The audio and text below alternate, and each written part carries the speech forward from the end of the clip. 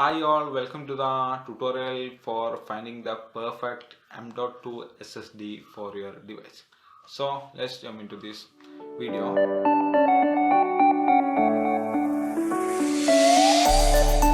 So recently I bought an M.2 SSD and I returned that M.2 SSD because it is not the model that I am looking. Then only I found out that there is a lot of things you want to know when you are getting M.2 SSD. So that's why I made this video from my experience. So first thing that you want to know when you are buying M.2 SSD is that there is two type of M.2 SSD. First one is M.2 SATA and second one is M.2 NVMe. M.2 SATA got two grooves on their connection. That's the best and easy way to distinguish this M.2 SATA and M.2 NVMe. Also, M.2 SATA is cheaper and the speed of this M.2 SATA is very slow compared to M.2 NVMe.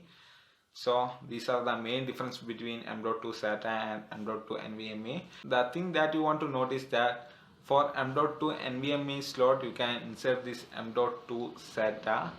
That is this M.2 NVMe slot is compatible with M.2 SATA, but it's not true for all case. For some device like this Asus FX505, it got M.2 NVMe slot and you can easily insert an M.2 SATA, but it is not physically supported. So when you insert M.2 SATA drive on this M.2 NVMe slot, it's not going to work, it's not going to get identified by the device, so you are wasting your money by getting this M.2 SATA. So before buying, make sure the device that you are getting this M.2 SSD support the SSD you are buying, that is M.2 SATA or M.2 NVMe. And the second thing that you want to know before getting this M.2 SSD is the size. Usually when you are looking at the M.2 SSD model, you can find a specific number like 2280, 221110, 2260. These are the sizes that is available. That is the physical size of the SSD.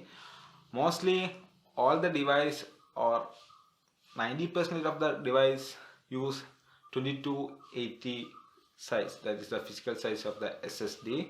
And there are some which support 221110 and there are some which support 2260.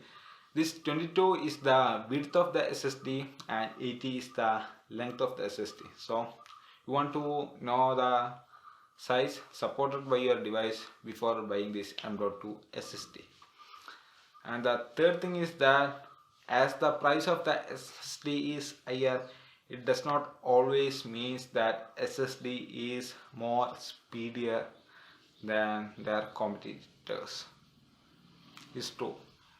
When I first tried searching for SSD, I thought as the price increased for the SSD, it's going to be faster than all other competition. So I thought like that, but after doing a little bit research on all the model and looking at their details, I found out that it is not at all true. It is true in some cases, but it is not at all true, as there are a lot of manufacturers providing SSD, but when you compare their size, price and speed, it is not at all matching at all.